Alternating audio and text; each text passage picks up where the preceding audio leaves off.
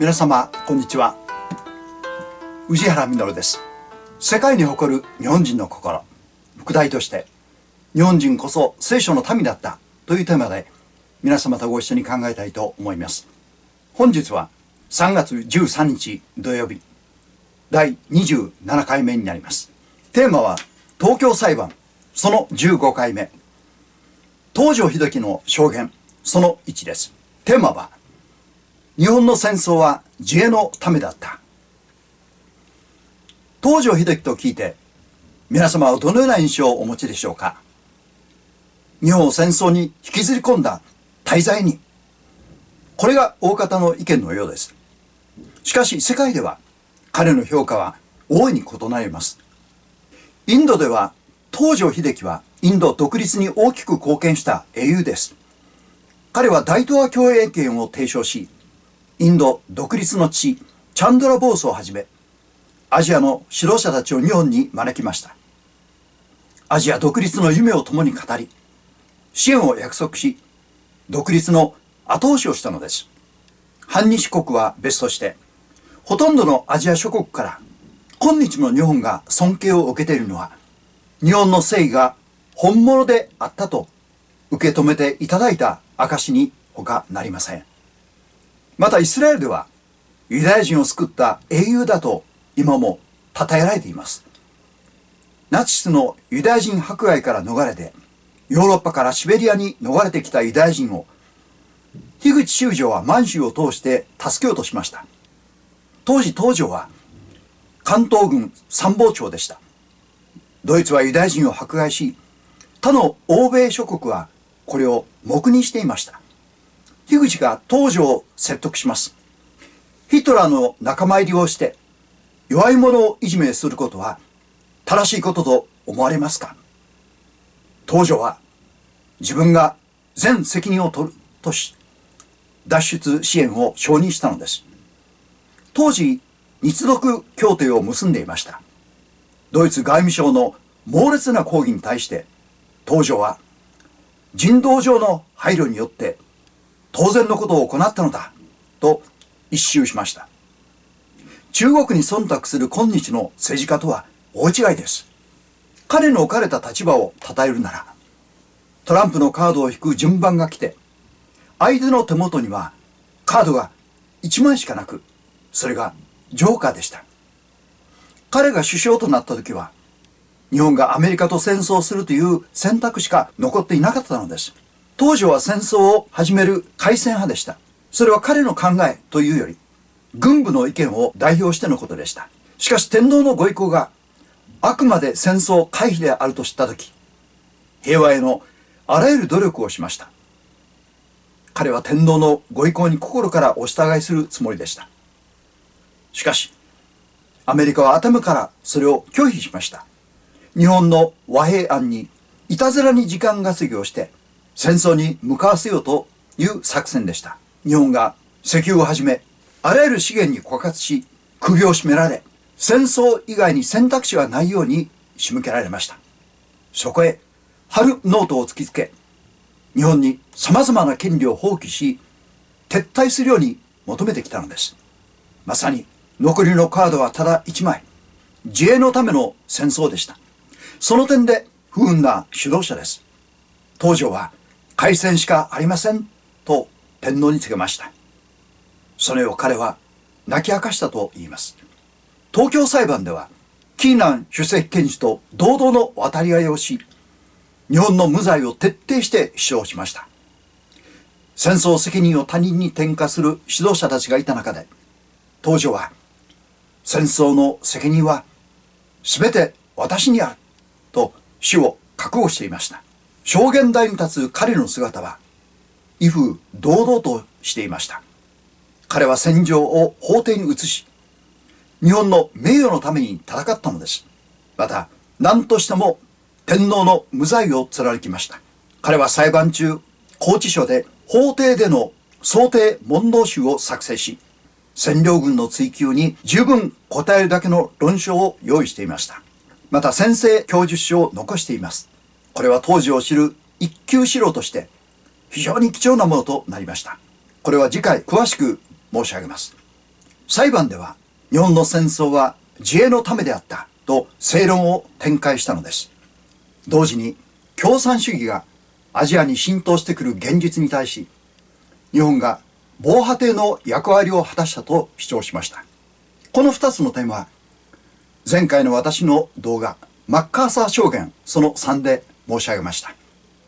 マッカーサーが米国上院議会で日本について証言した内容は東条の証言と同じでした。東京裁判の最高責任者が永久戦犯として裁判し、処刑までしたその人を米国軍事委員会では弁護をすることなど本来ありえないことです。しかしマッカーサーは結果として東条の主張を弁護したのです。これらのことから東条が共産主義の脅威をいかに正確に把握していたか、また全力を傾けてその阻止のために戦っていたかが明らかにされました。むしろマッカーサーは共産中国が朝鮮半島に攻めてくることはないだろうと甘く見ていました。そこへ突然中国は全軍を朝鮮半島に送ってきたのです。明らかにマッカーサーの指揮官としての能力不足です。彼は日本のアジア戦略が正しかったことを改めて認識させられたのです。関東軍とは満州に派遣している日本軍隊です。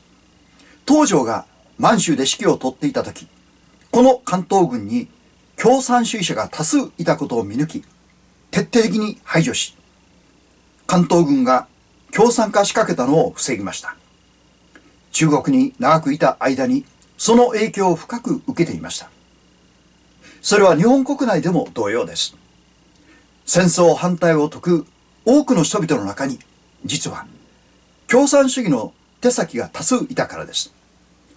憲兵と聞くと怖い印象しかありませんが、厳しく取り締まらなければならないほど、共産主義は日本国内にも深く浸透しつつあったのです。それは皮肉にも、マッカーサーが率いた米国占領軍の中にも共産主義者がいました。日本統治の間に彼らが共産化工作をしていることにマッカーサーが気づいたことからも、東条の対応が正しかったことが分かったのです。まもなく米国本土でも大規模な赤狩り、つまり共産党員逮捕が行われるのです。裁判は3年半の長きにわたりました。いよいよ判決が出た時、永久戦犯のうち東条をはじめ7名が絞首刑を言い渡されました。彼はそれを聞くとにやりとし、一礼して退場しました。それから処刑されるまでに遺言を残しました。それは一国のリーダーとして広くアジアを見渡し、現状と将来を見据えた卓越したものでした。彼の自世の句です。100年の後の世かと思いしに、今この文を目の当たりに見る。この文とはパール判事の日本無罪論を指しています。100年先には真実が明かされよう、そう思っていた中で、パール判事の証言は他の被告と共にどれほどの慰めを受けたことでしょう。彼は家族に対し一切語るなかれと覚悟を残しています。戦犯家族として残された遺族が茨の道を歩むことも承知し、なお弁解を気に入ったのです。彼が判決を耳にしたとき、にやりとしたのは、天皇をお守りし日本の国体が維持されたと安堵したためではないかと思います。国内外を含め約1000名が処刑されました。彼らは冤罪をかけられ、無念の死を遂げたのです。特に BC 級被告は弁護人も通訳も乏しく、弁護の機会さえ少なく、現地で処刑された方々も多くいます。山下大将もその一人です。日本国民は当初は東条に対し戦争責任者として厳しい目を向けていました。しかし時とともに彼の堂々とした態度、自己弁護せず一切の責任が自分にあると主張し、天皇擁護、日本の無実を主張する姿に心惹かれていきました。しかし戦争の悲惨さ、家族を失ったやるせなさを東條に向けたことは否めません。彼は自分の死をもっても償えるものではないと謝罪しています。開戦の時のことを思い起こすと実に断腸の思いがある。今回の処刑は個人的には慰められるところがあると言い残しています。戦争責任をいかほど重く受け止めていたかがわかります。しかし日本の無実については最後まで眼前と戦ったのです。私たちは彼の姿勢から多くを学ぶのではないでしょうか。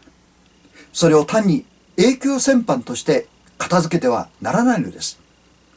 東條英機もまた武士とやばらにふさわしい生き方、また死に方ではないかと私は思います。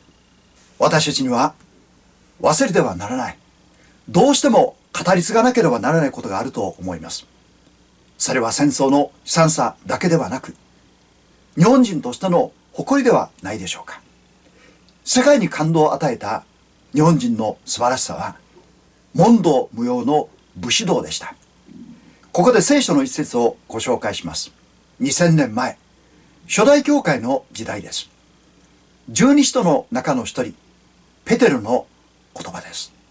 キリストもあなた方のために苦しみを受け、その足跡に従うようにと、あなた方に模範を残されました。キリストは罪を犯したことがなく、その口に何の偽りも見出されませんでした。罵られても罵り返さず、苦しめられても脅すことをせず、正しく裁かれる方にお任せになりました。そして自分から十字架の上で私たちの罪をその身に負われました。新約聖書ペテロ第一の手紙2章です。戦犯東條英機をキリストと比べるとは何事ぞ。そのようなお声が聞こえそうです。確かにふさわしくないかもしれません。ただキリストの生き様の片鱗を見るように思います。罵られても罵り返さず、苦しめられても脅すことをせずという姿勢、弁解無用の武士道の精神です。多くの日本人が不当な裁判にも甘んじ、天命と受け止めたのです。その潔さはあっぱれです。日本男児の本懐を見るようです。また正しく裁かれる方にお任せになりました。これは100年先には真実が明かされようとの思いから、いつの日にかきっとお天道様が明らかにしてくださるという信頼がありました。自分から十字架の上で私たちの罪をその身に負われましたとは確かにおこがましい言葉です。しかし全ての責任は私にあると謝罪した姿勢、裁判の当初から死刑を覚悟しての彼の振る舞いに東條の真実を見るのです。それでも人間が負える罪には限界があります。しかし罪なき生涯を送られた神の子キリストだけは全人類の罪を背負う資格があると聖書は告げます。それではお知らせです。次回第28回目3月20日土曜日です。毎週土曜日に予定しています。東京裁判16回目東條英機の証言その2、テーマは英米諸国人に告げる。よろしければチャンネル登録ご感想いただければ嬉しいです。本日もご視聴いただき誠にありがとうございました。